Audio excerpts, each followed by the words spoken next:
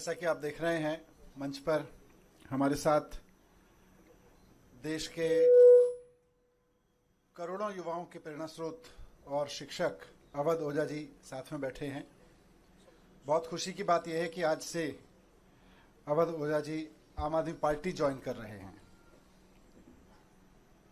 वैसे तो इस तरह की प्रेस कॉन्फ्रेंस में और भी बहुत सारे अवसर पर बहुत सारे नेता पार्टी ज्वाइन करते हैं, बड़े बड़े नेता पार्टी ज्वाइन करते हैं, लेकिन आज मैं व्यक्तिगत रूप से अवध ओझा जी की ज्वाइनिंग को लेकर बहुत उत्साहित हूं। मेरे लिए व्यक्तिगत रूप से बहुत बड़ा दिन है, मैं ऐसा समझता हूं, क्योंकि मैंने खुद अपना जीवन शिक्षा को समर्पित कर रखा है। अगर मेरे सामने कोई ऑप्शन हो कि राजनीति को चुनना है या शिक्षा को चुनना है, तो शायद मैं शिक्षा पर काम करते हुए आगे निकल जाऊंगा राजनीति की जगह। वही जज्बा, वही समर्पण शिक्षा को लेके और अभी तक की पूरी जिंदगी में वही काम मैंने अवध ओझा जी का देखा है। करोड़ों युवाओं को न सिर्फ प्रेरित किया है, बल्कि अपने काम से उन्होंने उनकी ज़िंदगी बदली है। और उसके अलावा भी जिस तरह का काम उन्होंने ऑनलाइन माध्यम का इस्तेमाल करते हुए किया है, तो वे एक बहुत बड़े शिक्षक हैं। आज आम आदमी पार्टी ज्वाइन कर रहे हैं। मैं उम्मीद करता हूं कि उनकी ज्वाइनिंग से हम सब बहुत एनरिच होंगे, देश का शिक्षा तंत्र बहुत मजबूत बनेगा। मैं माननीय अरविंद केजरीवाल जी, हमारे नेता और राष्ट्रीय कन्वीनर से अनुरोध करता हूं कि श्री अवध ओझा जी को फॉर्मल ज्वाइनिंग करा के पार्टी में उनका स्वागत करें।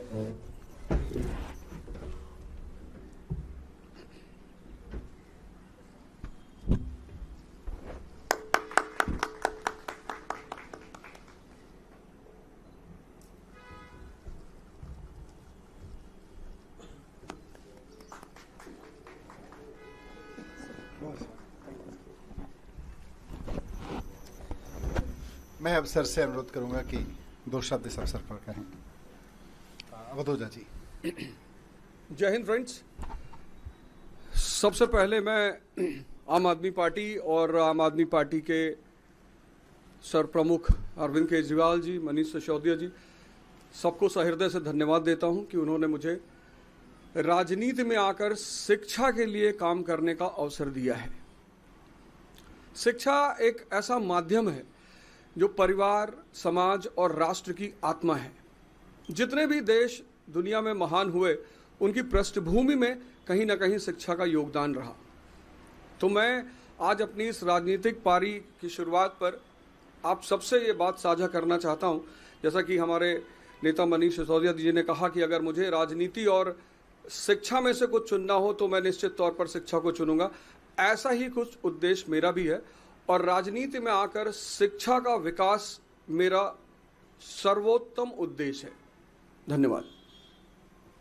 मैं श्री अरविंद केजरीवाल जी से अनुरोध करूंगा कि वो इस अवसर पर अपने विचार व्यक्त करें। अवध ओझा जी शिक्षा के क्षेत्र में इस देश का जाना माना नाम है, जिन्होंने लाखों करोड़ों युवाओं को, बच्चों को शिक्षा दी, रोजगार के लिए तैयार किया, प्रेरणा दी। न केवल शिक्षा, मैं इनके वीडियो देखता हूँ जिसमें वो अलग अलग तरह से युवाओं को एक अच्छा जीवन जीने के लिए भी प्रेरणा देते हैं। उनके आने से अभी तक जब भी किसी नेता को हम ज्वाइन कराते हैं तो हम कहते हैं इनके आने से आम आदमी पार्टी मजबूत होगी। आज अवध ओझा जी के लिए मैं कहना चाहता हूं कि इनके आने से देश में शिक्षा मजबूत होगी, क्योंकि आम आदमी पार्टी शिक्षा के क्षेत्र में सबसे ज़्यादा काम कर रही है।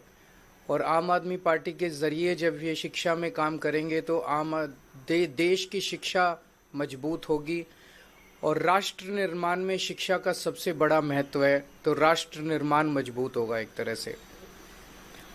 हमारी कोशिश ये रहती है कि जिन क्षेत्रों में आम आदमी पार्टी, जो आइडियोलॉजी हमारी है, भ्रष्टाचार निरोधक, शिक्षा, स्वास्थ्य, इन क्षेत्रों में जो भी अच्छे लोग हैं जो काम कर रहे हैं, उनको राजनीति में लाया जाए ताकि राजनीति में आके वो अपना और ज़्यादा योगदान दे सकें। राजनीति में आने से पहले हम लोग भी एनजीओ में काम करते थे, मैं, मनीष जी, और एनजीओ में रहते रहते हमें लगने लगा कि एनजीओ के ज़रिए राजनीति के बाहर एक लिमिटेड तरीके से काम कर सकते हैं, इतना ही काम कर सकते हैं। जैसे मैं सुंदर नगरी की झुग्गियों में काम करता था तो वहाँ पे 2 या 3 सरकारी स्कूल थे, उन सरकारी स्कूलों को ही ठीक कराने में पूरी जिंदगी बीत जाती है हमारी। लेकिन जब राजनीति में आए तो एक ब्रश से हमने दिल्ली के सारे सरकारी स्कूल ठीक कर दिए।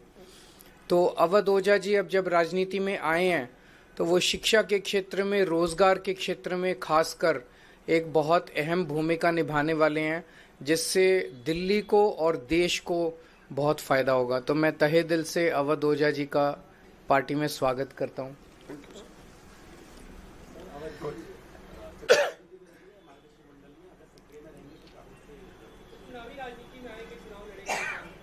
अब तो मैं पार्टी का हिस्सा हूं, तो पार्टी जो भी आदेश करेगी मैं वही करूंगा।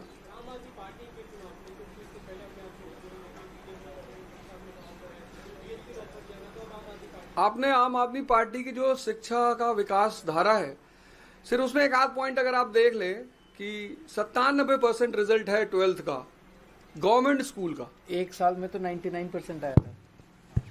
एक साल में 99%। 2015 में सिर्फ 15 लड़कों ने, गवर्नमेंट स्कूल के लड़कों ने IIT-JEE मेंस क्वालिफाई किया था।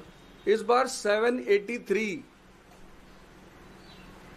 और मेरा यही कहना है, मैं तो हमेशा ये नारा देता हूं कि शिक्षा शेरनी का दूध है, जो पिएगा वो दहाड़ेगा। और डॉक्टर सर्वपल्ली राधाकृष्णन जी कहते थे कि 2 क्षेत्रों में देश के अच्छे दिमागों को आगे बढ़ना चाहिए, एक शिक्षा और एक राजनीति।